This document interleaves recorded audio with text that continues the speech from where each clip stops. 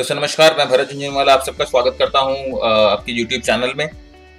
आज हम एनालाइज करने जा रहे हैं एक कमोडिटी को, एक मेटल को, जो कि है सिल्वर। सिल्वर को आज हम एनालाइज करेंगे और क्योंकि काफ़ी चर्चा में है सिल्वर और बहुत जनों की और सबकी एनालिसिस आ रही है सिल्वर पे, तो क्या एक सिल्वर जो है मल्टी ईयर ब्रेकआउट हमें दे चुका है? क्या ये आने वाले समय में कैसा बिहेव कर सकता है? नया हाइस बनाएगा कि ब्रेकआउट देगा, ऊपर जाएगा? क्या ऊपर के टारगेट है? कैसे हमें कहां पर एंट्री लेनी चाहिए, कहां ट्रेड लेनी चाहिए, ये सब हम डिस्कस करेंगे।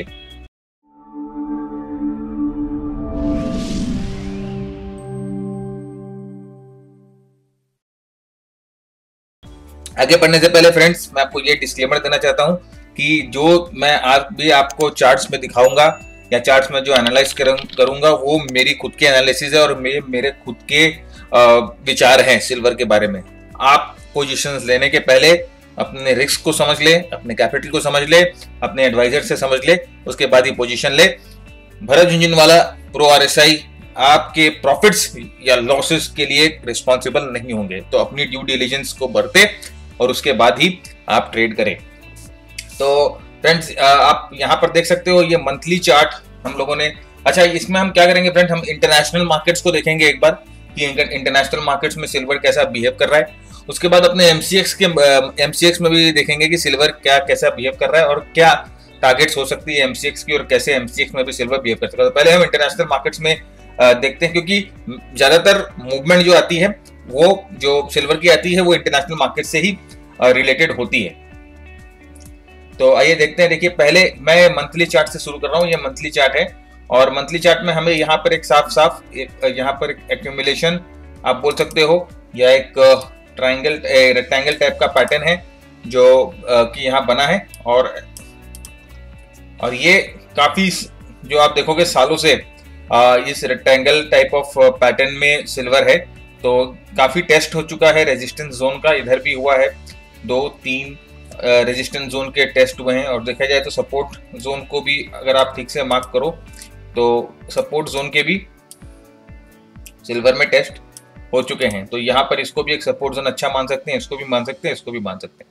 अब ब्रेकआउट होने के लिए जरूरी है फ्रेंड्स कि ये रेजिस्टेंस लेवल को एक अच्छा कैंडल तोड़े, मतलब कि एक अच्छे प्राइस एक्शन के साथ ये रेजिस्टेंस लेवल को अगर सिल्वर तोड़ेगा मंथली चार्ट्स पे, तभी एक वैलिड ब्रेकआउट हम सिल्वर में बोल सकते हैं।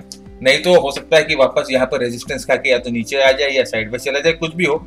लेकिन अगर वैलिड ब्रेकआउट की हम बात कर रहे हैं या हम एक बात कर रहे हैं एक नए हाइस की या हम कोई रैली की बात कर रहे हैं सिल्वर में, तो जनरली याद रखिएगा फ्रेंड्स, ये जब तक रेजिस्टेंस लेवल इंटैक्ट है, रैली अभी हमें सोचनी नहीं चाहिए। ये रेजिस्टेंस लेवल को तोड़ने के बाद ऊपर की तरफ ही कोई रैली हम एक्सपेक्ट कर सकते हैं, उसके पहले सिल्वर में कोई रैली। लेकिन हाँ, ये स्ट्रक्चर अगर आप देखोगे यहाँ पर ये जो कैंडल का स्ट्रक्चर है, एक बड़ा बुलिश कैंडल बना है और डिसेंट वॉल्यूम्स भी है, तो इसमें आप ये अंदाजा आप लगा सकते हैं कि हाँ कोई स्ट्रेंथ जरूर है इस मंथ में, सिल्वर में स्ट्रेंथ हमें देखने को मिली।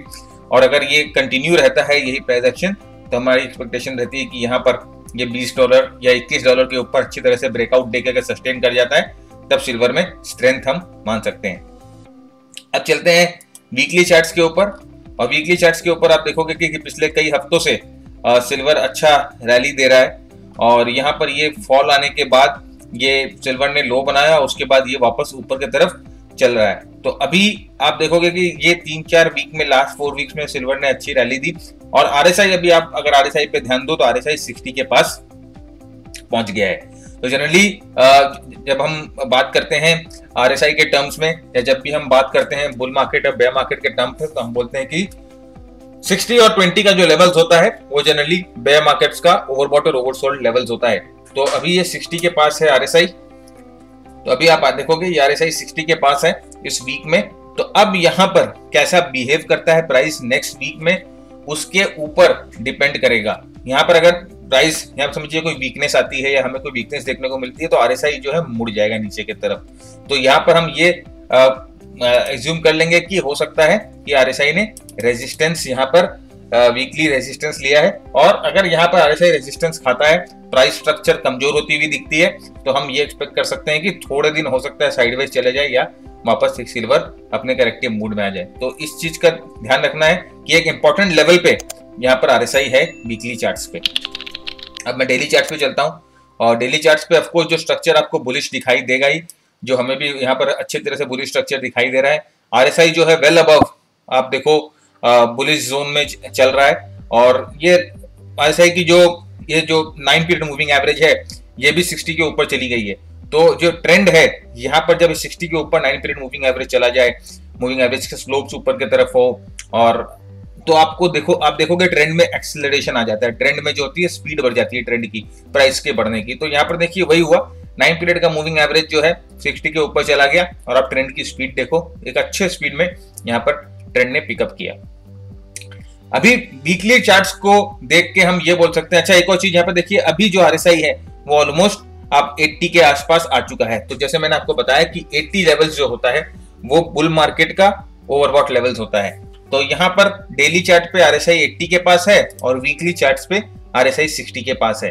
तो हो सकता है कि आने वाले हफ्ते में थोड़ा बहुत करेक्शन हमें देखने को मिले, और ये भी हो सकता है कि सीधा ब्रेकआउट करके ऊपर की तरफ चला जाए। लेकिन एक्सपेक्टेशंस जो है मैं आपको बता रहा हूं कि अगर करेक्शन हमें दिखती है तो फिर हम आरएसआई को देखेंगे, हम प्राइस स्ट्रक्चर को देखेंगे, हम रिट्रेसमेंट की डेप्थ को देखेंगे, और उसके बाद डिसाइड करेंगे कि सिल्वर में हमें एंट्री लेनी है कि नहीं लेनी है। Overall price structure daily chart पे बुलिश दिखाई दे रहा है, मोमेंटम बहुत अच्छा है, और अच्छी तरह से बुलिश जोन पे मोमेंटम प्ले कर रहा है। वीकली चार्ट पे अभी 60 के पास है, हो सकता है रेजिस्टेंस हो, साइडवेज चले जाए। ये था हमारा आरएसआई और मोमेंटम के ऊपर। अभी हम चलते हैं नेक्स्ट हमने हमारे टेम्पलेट पे, जो कि एक मूविंग एवरेज का टेम्पलेट है, हम यूज करते हैं। ये फ्रेंड देखिए मूविंग एवरेज का टेम्पलेट है हमारा, और वीकली चार्ट्स पे मैं दिखा रहा हूं आपको, ये सभी मूविंग एवरेजेस के ऊपर आरएसआई ये सिल्वर ट्रेड कर रहा है। तो अगेन अपने आप में एक बुलिश सिग्नेचर है कि सभी मूविंग एवरेज के ऊपर ट्रेड कर रहा है। लेकिन जब तक प्राइस एक्शन कंफर्म नहीं करे, हमें ये ब्रेकआउट लेवल्स का वेट करना पड़ेगा वीकली चार्ट्स पे ब्रेकआउट कंफर्म करने के लिए। तो वैसे ओवरऑल ट्रेंड जो है वो देखो आप ऊपर की तरफ ही है, मूविंग एवरेजेस की स्लोप जो है वो ऊपर की तरफ है।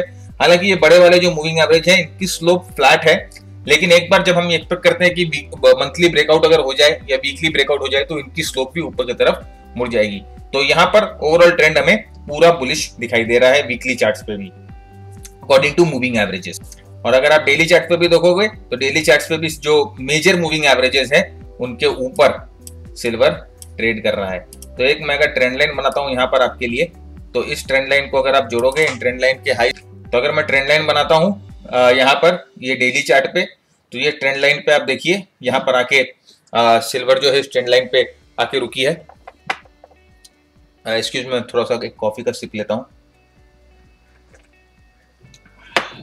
तो यहाँ पर ये ट्रेंड लाइन पे आके सिल्वर रुकी है। तो जैसे मैंने आपको कहा कि वीकली चार्ट्स पे देख के लग रहा है कि 60 के पास है, और यहाँ पर भी देख के लग रहा है कि ट्रेंड लाइन के पास आके रुका हुआ है। तो हमें टाइम देना पड़ेगा, हमें रिट्रेसमेंट का वेट करना पड़ेगा, रिट्रेसमेंट की डेप्थ देखनी पड़ेगी, उसके बाद हमें एंट्री लेनी पड़ेगी। आरएसआई रिट्रेसमेंट में कैसा बिहेव करता है ये बहुत जरूरी है।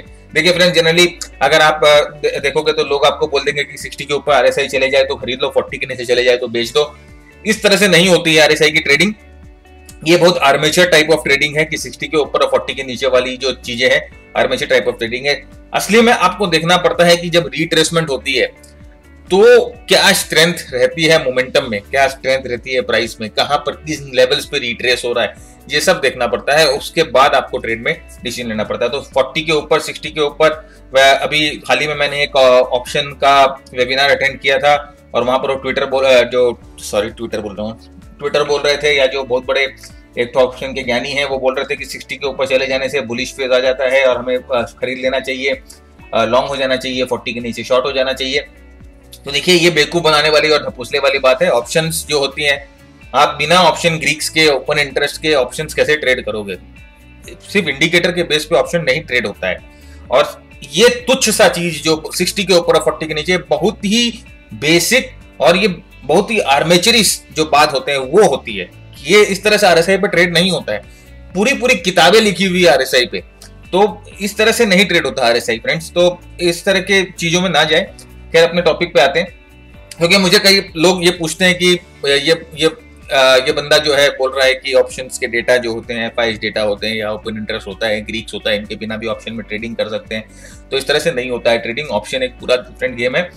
आरएसआई से हेल्प जरूर मिलती है, डायरेक्शन की हेल्प आपको मिल जाती है कि हाँ इस डायरेक्शन में स्टॉक जा सकता है, लेकिन ऑप्शन खरीदना है कि ऑप्शन बेचना है, ये सब आप वोलेटिलिटी को देखे बिना, वेगा को देखे बिना कैसे आप ये सब करोगे? कौन सा ऑप्शन खरीदना है, ये डेल्टा को देखे बिना आप कैसे डिसाइड करोगे? तो उन बेवकूफी और ढकोसले में मत जाइए आप। आगे चलते हैं। ये देखिए दूसरा हमारा टेम्पलेट है जो हम यूज करते हैं। ये भी ट्रेंड, स्ट्रेंथ और वगैरह सबके लिए यूज करते हैं। यहाँ पर आप देखो कि ये जो ऑसम ऑसिलेटर है ये ऊपर पॉजिटिव हो गया है, एडीएक्स जो है 20 के ऊपर चला गया है, और ये डीआई जो है पॉजिटिव क्रॉसओवर हमें डेली में दे रहा है। तो डेली चार्ट में ये सब इंडिकेटर्स बुलिश लग रहे हैं। वीकली चार्ट्स पे चलते हैं, और वीकली चार्ट्स पे देखिए यहाँ पर अभी जस्ट क्रॉसओवर हुआ है और एडीएक्स जो है 20 के ऊपर है, और ये जो ऑसम ऑसिलेटर है ये बुलिश मतलब जीरो के ऊपर नहीं है, लेकिन यहाँ पर इसकी जो बार्स है वो बुलिश हो गई है। तो इसका मतलब कि मोमेंटम जो है वीकली पे भी पॉजिटिव है। लेकिन अगेन दोस्तों मैं हमेशा एक चीज बोलता हूं कि प्राइस एक्शन को ध्यान में रख के ही ट्रेड करें, सपोर्ट रेजिस्टेंस को देख के ही ट्रेड करें। उसके पहले सिर्फ आरएसआई और इंडिकेटर के बेसिस पे, इंडिकेटर और आरएसआई आपके ट्रेडिंग में बहुत हेल्प करते हैं, और मैं मैक्सिमम ट्रेड इंडिकेटर के कंफर्मेशन और प्राइस कंफर्मेशन पे लेता हूं। तो यही चीज मैं अपने प्रोग्राम में भी सिखाता हूं लोगों को कि बिना कंफर्मेशन के ट्रेड लीजिए मत लीजिए, और ब्रेकआउट के जगह पुल बैक को ट्रेड करने की कोशिश करिए, वहां पर आपको अच्छा ट्रेड मिलता है। पुल बैक को कैसे ट्रेड करेंगे वो हम प्रोग्राम में बात करते हैं। हमारी ये प्रोग्राम है एक तो हमारा टेक्निकल एनालिसिस का ये प्रोग्राम है, मास्टर ट्रेडर प्रोग्राम, जहां पर हम टेक्निकल एनालिसिस को बहुत डिटेल में पढ़ते हैं। और आरएसआई के साथ साथ हमारा ये जो 3 मॉड्यूल है ये हमारे सबसे इंपॉर्टेंट मॉड्यूल है। यहाँ पर देखिए volume spread analysis, relative stock analysis, और उसके बाद ये देखिए इंडिकेटर्स पे, आरएसआई पे काफी एक्सटेंसिवली हम लोगों ने काम किया है, बार पैटर्न्स पे, प्राइस पैटर्न्स पे, multi time frame analysis, heikin ashi methods. तो ये सब पे हम काम करते हैं अपने इस प्रोग्राम में, और आपको यहाँ पर हमारी एक तो हैंड हेल्डिंग पूरी मिलती है, जहां पर हम 1 साल के लिए, अगर आप ये प्रोग्राम हमसे लेते हो तो 1 साल के लिए हमारा मास्टरमाइंड सेशन होता है हर एक संडे को, जहां पर आपकी कोई भी क्वेरी हो प्रोग्राम से रिलेटेड, आपकी स्टॉक से रिलेटेड कोई क्वेरी हो तो हम यहाँ पर लेते हैं, डिस्कस करते हैं। और हमारा व्हाट्सएप ग्रुप है जहां पर हमारे सब प्रोग्राम के मेंबर्स जुड़े हुए हैं, और उनसे भी आप 1-to-1 या आप ग्रुप में कुछ भी टाइप की आपकी क्वेरी हो तो वो वहां पर भी आप सॉल्व कर सकते हैं, और अपने लाइक माइंडेड ट्रेडर जिसे बोलते हैं उनके साथ आप नेटवर्किंग कर सकते हैं। तो ये जैसे मैंने आपको कहा कि डेली चार्ट्स पे आप देखोगे मोमेंटम काफी बिल्टअप हुआ है। अब मैं आपको एक इंटरेस्टिंग चीज दिखाना जा रहा हूं, वो है गोल्ड और सिल्वर का रेशियो। तो ये देखिए ये जो रिलेटिव स्ट्रेंथ का एक इंडिकेटर है, जो सिल्वर की स्ट्रेंथ आपको गोल्ड के साथ मेजर करके बताता है। तो यहां पर देखिए इस जोन में जब ये सिल्वर नीचे गिर रहा था तो उस समय सिल्वर जो है गोल्ड को अंडर परफॉर्म कर रहा था, लेकिन अभी धीरे धीरे गोल्ड जो है सिल्वर और गोल्ड एट पार आ गया है, इनकी परफॉर्मेंस एट पार आ गई है।